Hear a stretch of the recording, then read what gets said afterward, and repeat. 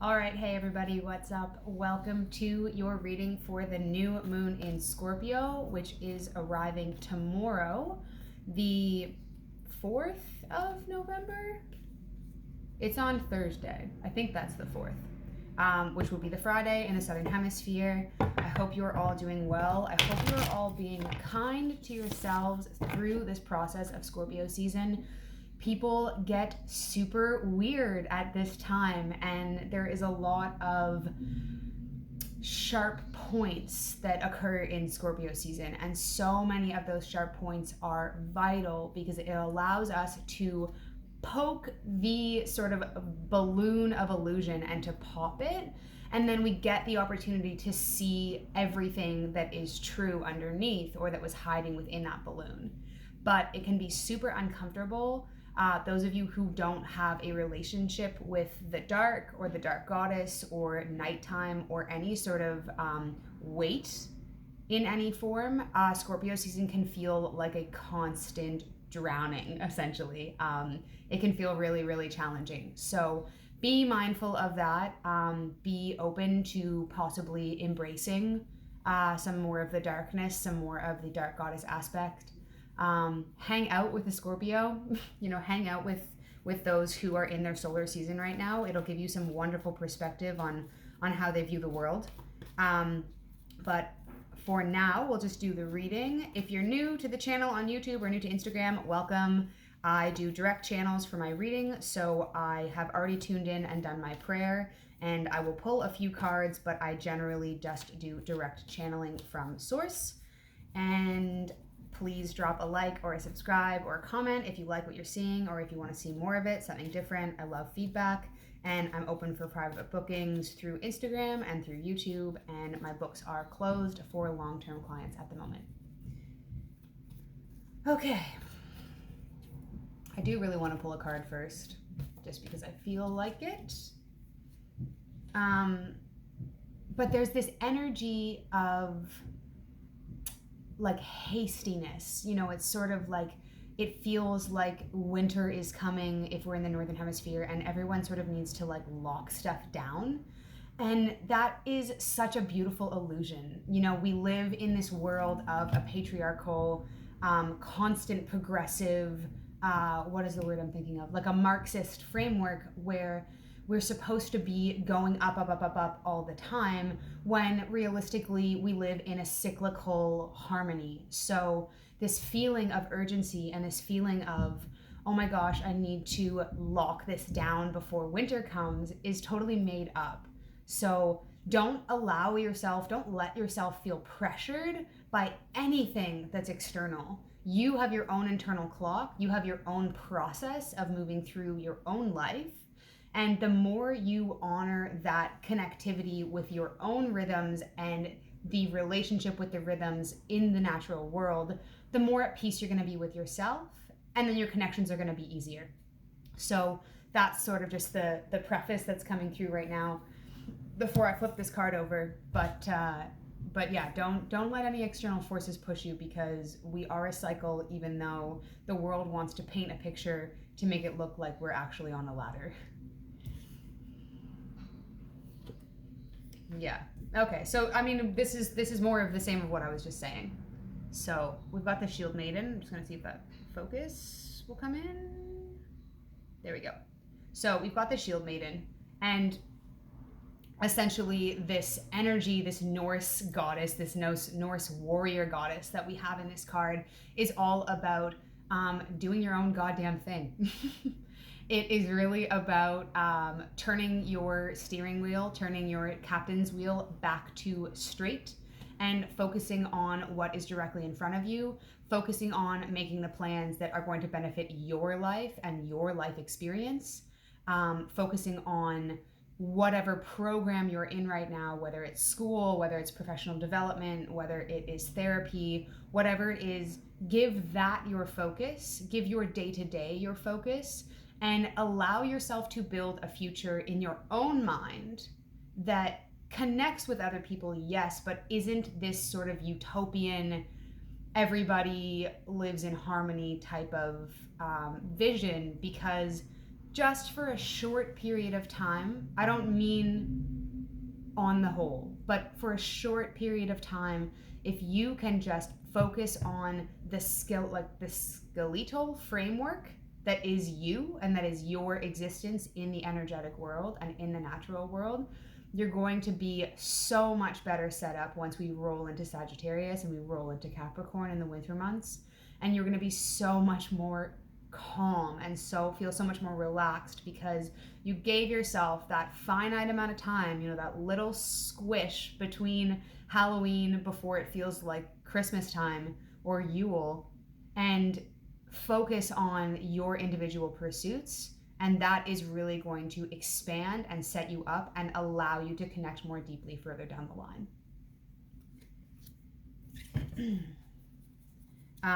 On the topic of community, my guides are coming in being like, don't make people think that they don't have community.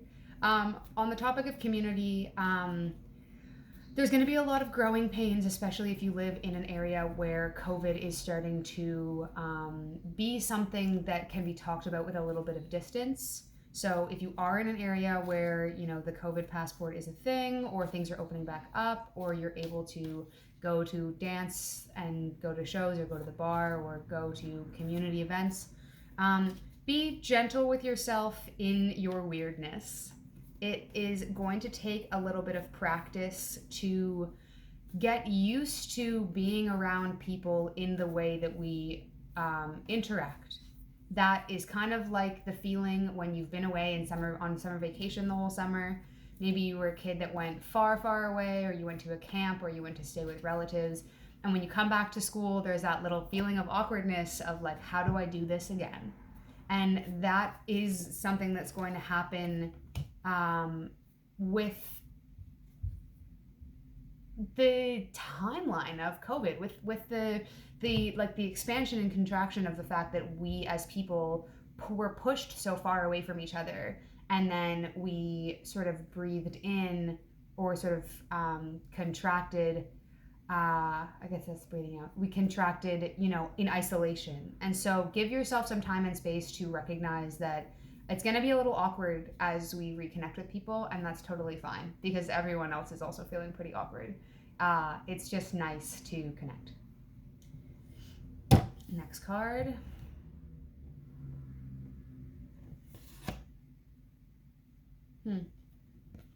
Interesting.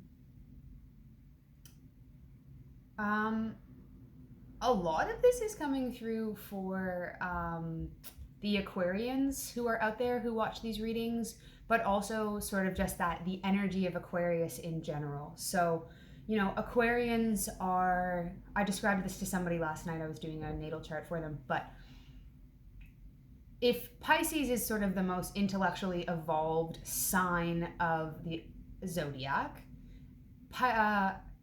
Aquarius is on a different planet. So, if we see the lines of the signs of the zodiac in a line, and Pisces is at the end and Aries is at the beginning, Aries has its own goddamn lane.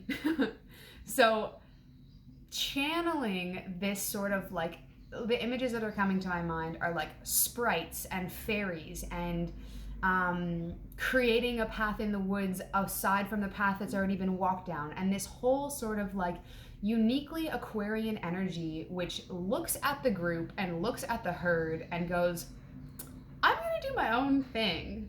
And that creates so much raw inspiration and so much raw creativity that can be applied in such really beautiful ways if you allow yourself to have the courage to, get a little bit weird in a sense where people might notice, and that's okay. And people might recognize that maybe you're doing something that's a little unpopular or a little bit unconventional.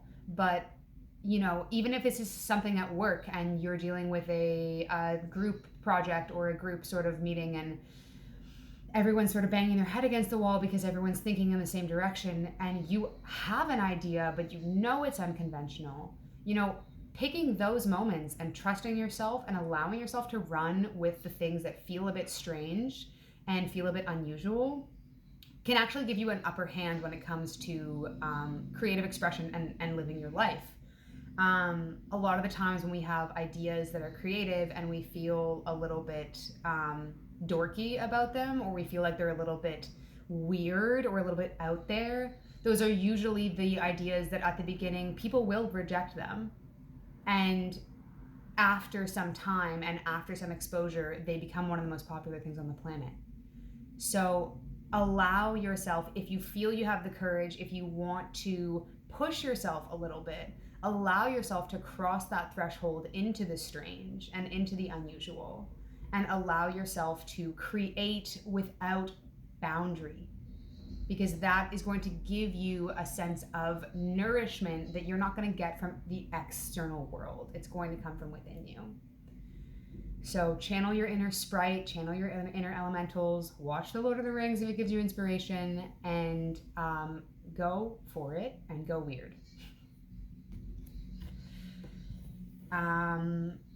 Okay, I might pull one more card, but the other thing that's coming in really strongly right now, especially with the turn towards the dark, we celebrate Samhain on the 31st of October as a celebration of the end of the harvest, of the turn towards the dark.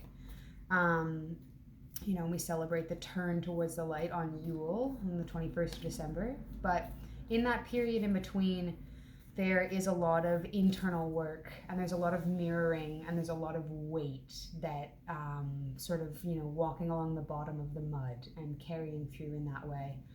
And for the feminine, anyone who identifies as women, but also the feminine aspects within us, whether you are masculine or female, it doesn't matter. Non-binary, trans, it doesn't matter. Whatever the feminine aspect of you inside is, we have to break the system in order to rise again, and it is fucking exhausting. And that is also okay, and that's okay that can be true. And for any female identifying or female who is, or non-binary person who is living in this framework, we are tired of repeating ourselves. We're tired of not being taken seriously. We're tired of not being understood. We're tired of not being heard. We're tired of saying something and then having someone else come up behind us and say the exact same thing, but they happen to have a different body, and that is considered valid. We are tired. And there is a seed of light and a seed of fire that feels to be germinating inside the collective feminine right now, where if we can just give ourselves the rest that we need, give ourselves the care that we need as we enter this winter period and as we move closer to this winter period, and for those of you in the Southern Hemisphere, as you move into that transitionary period of into summer, allow yourself to acknowledge that seed of light. And of course there's that fear of, well, what if it gets crushed? What if it dies? What if it gets snuffed out before we even get a chance to build a fire? Those are all valid, but the more you can trust in that little tiny seed of light that things are changing. These protests that have been happening, these movements, the Black Lives Matter movement, Every Child Matters, No More Missing Murdered Indigenous Women, these movements are important, and these are making changes. And if you can just hold on to that little bit of light that is germinating inside of you and germinating inside of the collective, I think we're gonna make a pretty big splash in the next year or two. So hold on. And our final card, which feels much lighter. Yeah, this is for your everyday. This is what is coming up, is the Peacekeeper. The text underneath says, let go of the need to be right. And, in a bigger sense, some of that, sometimes that just means, in a day-to-day argument or the day-to-day little things, it doesn't matter. It doesn't matter if you thought this person was going here and then they said they went here instead, or it doesn't matter if you were expecting a phone call back and you didn't hear from this person and It's annoying because they have a bad reputation with calling you back or whatever. Pick your battles, but also in a lighter sense, allow yourself to be surprised by the fact that people can sometimes show up and be better than you expected. Having an open heart, seeing the world through the window of your heart is really challenging. It's a really challenging practice, but it's so worth it. So, allow there to be some neutrality. Don't go into anything with any expectations. Allow yourself to listen, but also expect to be heard on the other side. And remember where you came from, and remember the wisdom that lives within your ancestry. So that is all I have for you today. A bit of a longer read. I love you all, and yeah, keep in touch. Drop comments, share this please with anyone you think who needs to see it, and I will see you in a couple of weeks for the full moon. Blessings.